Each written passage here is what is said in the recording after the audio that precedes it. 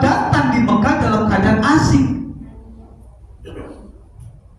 Orang justru menentang lebih banyak. Orang begitu ragu dengan Islam, asing. Maka kemudian wasayaudu ghoriban. Setelah Islam datang asing kemudian mulia, kemudian kembali asing seperti hari. Kama pada ghoriban.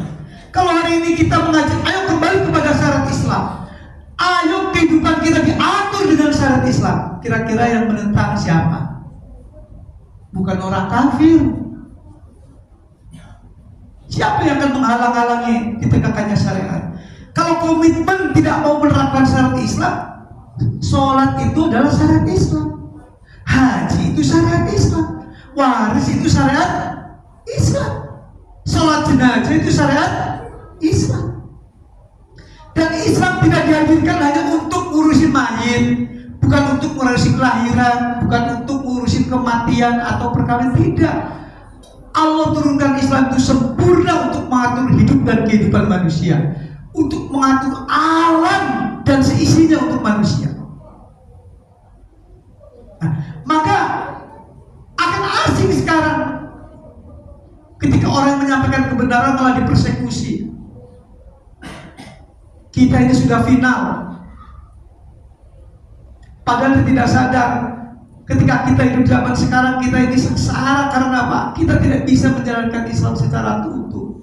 Kalau ibarat tinggal, Bapak Ibu, ada di rumah gubuk, tinggal di rumah gubuk, tinggal di rumah gubuk, gak ada apa-apa kita. Sementara luas tanah bangunan segala macam itu adalah miliknya asalnya, tapi kemudian dia tinggal di rumah gubuk. Begitu ada orang yang tinggal di rumah gubuk ngomong, yuk kita pindah dari rumah gubuk ini supaya kita maju. Apa kata pemilik rumah gubuk? Sudahlah, rumah gubuk ini sudah harga mati, kita nikmati saja. Jadi inilah kondisi umat kita sekarang ini. Ketika kita menawarkan Islam itu berat. Oleh karena itu, ketika Islam dalam keadaan asing, yang akan muncul adalah masyarakat yang menjadi masyarakat yang jumud, masyarakat yang bodoh. Ketika masyarakat ini jumud, dia berpaling dari Al-Quran, maka dia akan memilih pemimpin itu yang dolim.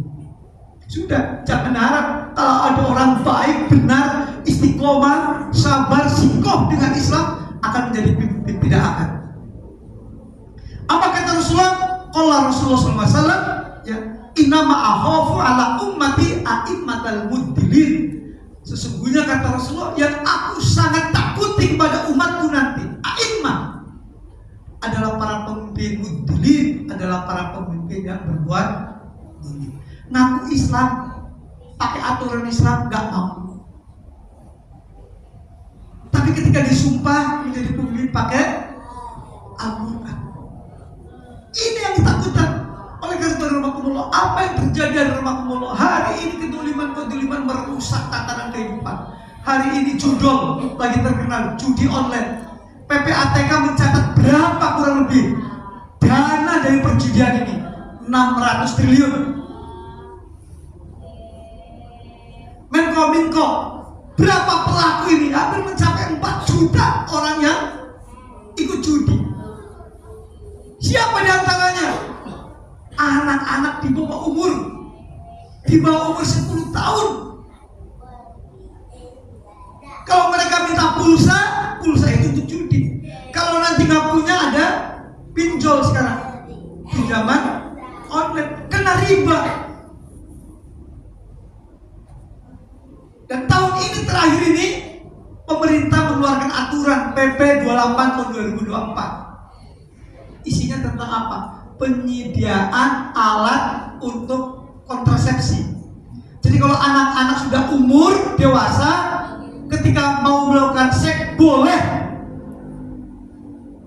Udah sampai seperti ini hari ini. Nah, oleh karena itu rahmatullah, jangan heran kalau ada pemimpin ini bukan mengajak kepada Islam. Di dalam Al-Quran surat 28:41, Allah Subhanahu wa taala mengingatkan kepada kita, a'udzubillahi minasyaitonir rajim. Wa ja'alnahum a'immatan yad'una ilan nar. Aku jadikan pemimpin-pemimpin di antara mereka yad'una ilan nar, yang mereka itu adalah mengajak kepada api neraka. Kemudian kata Allah Subhanahu wa taala, wa yaumal qiyamah la yunsurun. Orang yang semacam ini nanti di yaumil qiyamah tidak akan ditolong oleh Allah Subhanahu wa taala. Hari ini boleh berpuasa, hari ini kita boleh berpesta,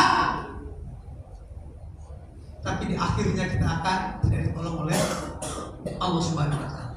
Oleh karena itu, apa solusinya?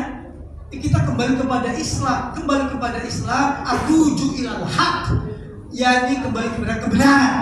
Al-haqqu bi rabbik fala takunanna minal mumtarin. Kebenaran itu dari Allah, maka janganlah kalian ragu dengan kebenaran. Islam datangnya dari Allah, pasti benar, pasti baik, pasti bermanfaat.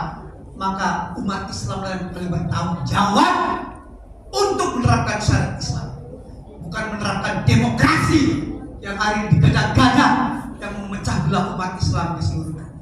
Apa akibat demokrasi? Umat Islam terpecah belah. Saudara kita digajah, siapa yang menolong? Itu kelompok. Kalau kelompok diperangi oleh negara, nggak signifikan, nggak leveling. Maka Al-Quran menjawab, kalau mereka memerangi umat Islam, kalau mereka negara, maka negara Islam harus dihadirkan. Itu namanya leveling, perang. Ini bukan perang, genocide. Ini tanggung jawab umat Islam. Jangan dianggap kita diam, enak, santai, ini selamat. Nanti akan disiap oleh Allah. Apa kata Allah dalam Al-Quran?